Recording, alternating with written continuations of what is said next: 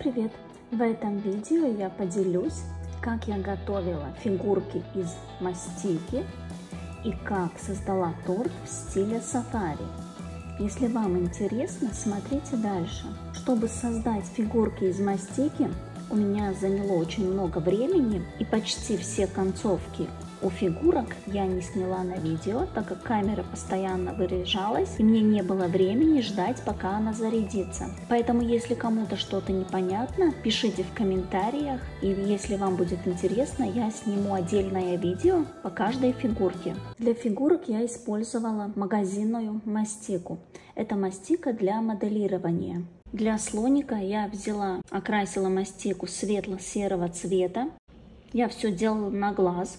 В интернете взяла просто картинки с разными вариантами, посмотрела, как примерно они выглядят, и держала картинку возле себя, смотрела примерно как и повторяла. Я не эксперт мастичных фигурок, я их делаю очень редко. Одна фигурка у меня заняла примерно 1,5 часа, так как были моменты, которые мне не понравились, как я сделала, я переделала. И второе, то, что когда вы готовите что-то не каждый день, тогда это занимает больше времени, чем тогда, когда вы с этим постоянно занимаетесь. Чтобы сделать голову у фигурок, не только у слоника, а у любой другой фигурки, надо сделать шарик, потом как бы овал, и с руками сделать углубление там, где будет находиться глаза, так, чтобы этот наш шарик был поделен с таким углублением.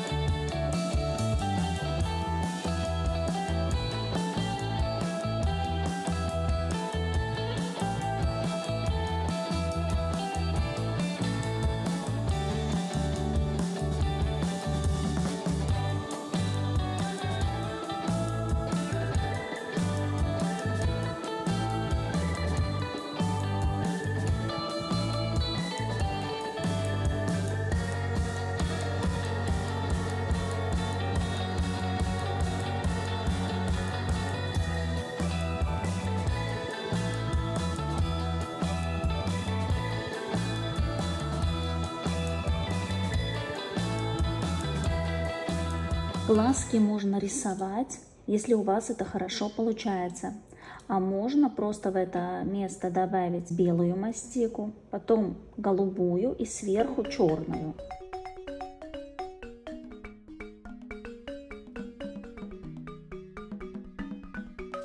Далее переходим к зебре. Туловище делаем обычно меньше, чем голова, или примерно такого же веса. Берем мастику. Если хотим, чтобы все элементы были одинаковые, вначале делим на весах, потом сделали шарики. С каждого шарика делаем вот такой как бы конус и лепим к туловищу. С обычной мастикой, которая у меня на канале есть рецепт, которая думана для обтяжки тортов, конечно, тоже можно готовить фигурки. Но единственное, не получится так хорошо сглаживать все соединения.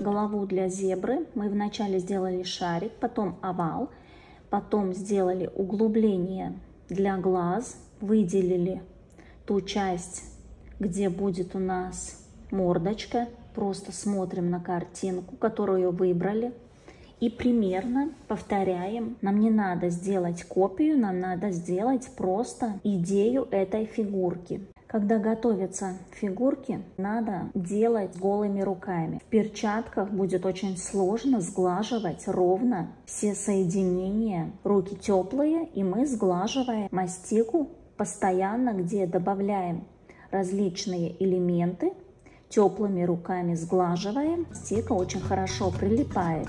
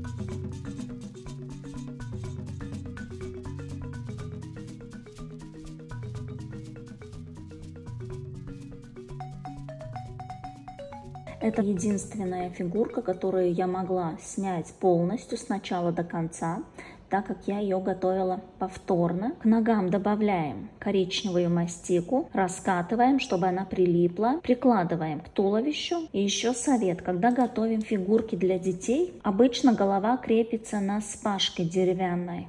Но я в процессе поняла, что это небезопасно. Деревянная палочка, она острая. Тогда надо брать или эти палочки, которые думаны для кейк-попсов, они не острые, или можно использовать коктейльную соломочку. Это то же самое относится, если мы делаем фигурки с проволокой. Это тоже небезопасно, надо осторожно смотреть.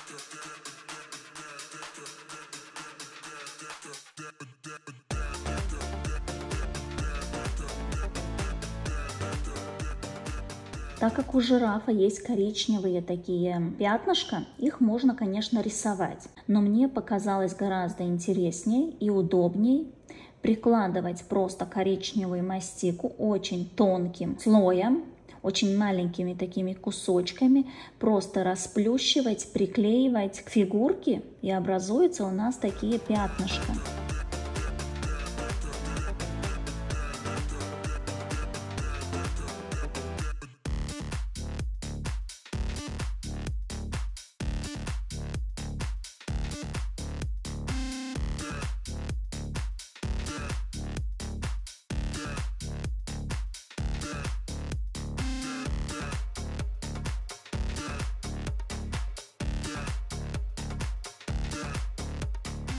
Конечно, такие маленькие элементы, как брови и ресницы, пришлось рисовать с кисточкой, с черным красителем.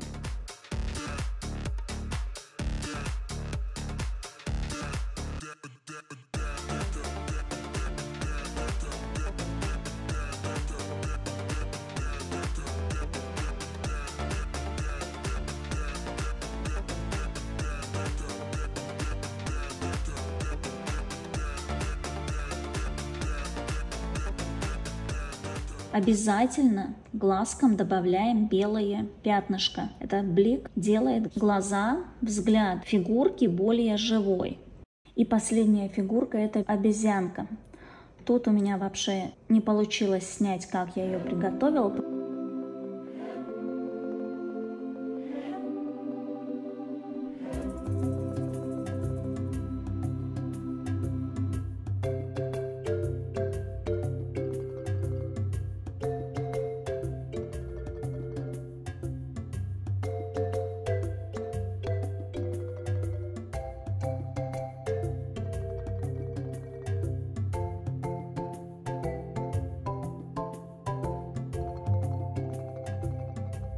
Дополнительно у меня были молды для шоколада.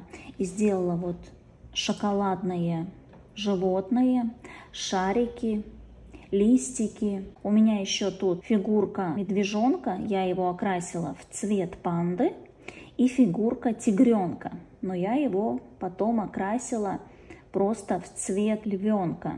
Тут вы можете видеть, какие фигурки у меня в итоге получились. Далее переходим к торту. Я буду готовить торт Рафаэлло, но так как мне надо было, чтобы был торт без лактозы, я приготовила 2 торта Рафаэлло. Один торт я готовила по рецепту Эстерхази, только вместо грецкого ореха добавила миндаль и кокос. Подробный рецепт этого торта есть на канале, ссылку оставлю в описании.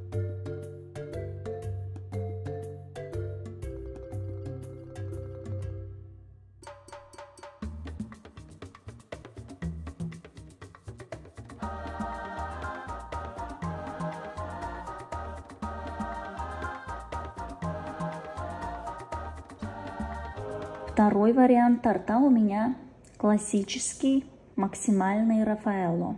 Также оставлю ссылку в описании. Это миндальные коржи Джаконда и взбитый кокосовый ганаш. Далее оба торта собрала, поставила в холодильник на стабилизацию. И на второй день равняю бетонным ганашем.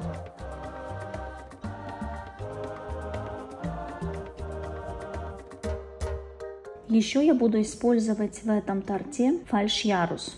Фальш-ярус я буду обтягивать кокосовой мастикой. Тут нам понадобится сахарная пудра, кокосовая мука.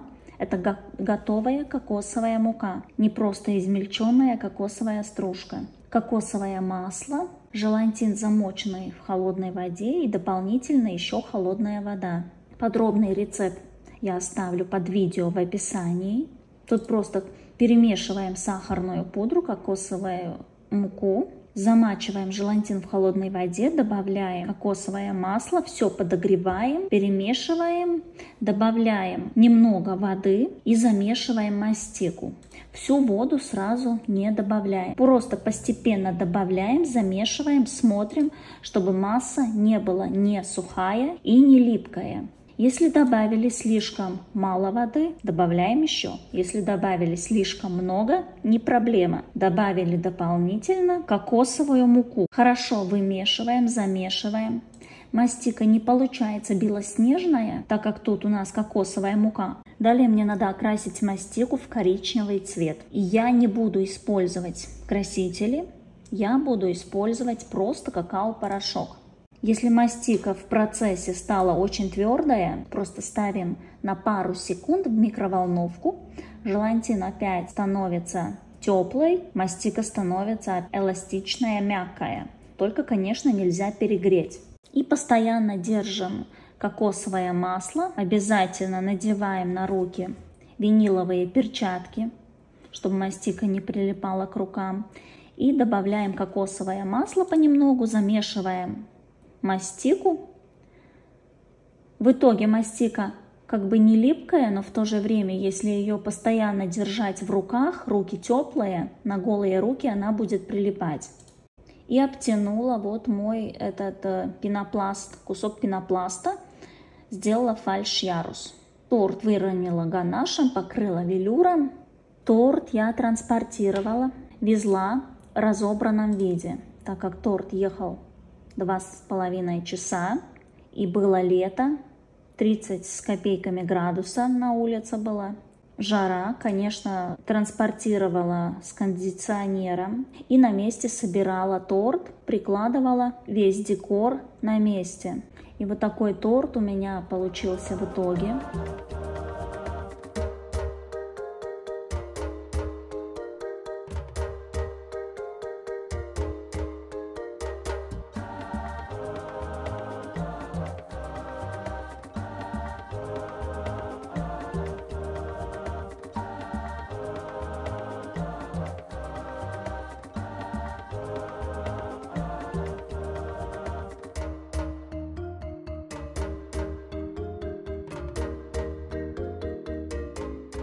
Если вам понравился видео, ставьте лайк, подписывайтесь, комментируйте.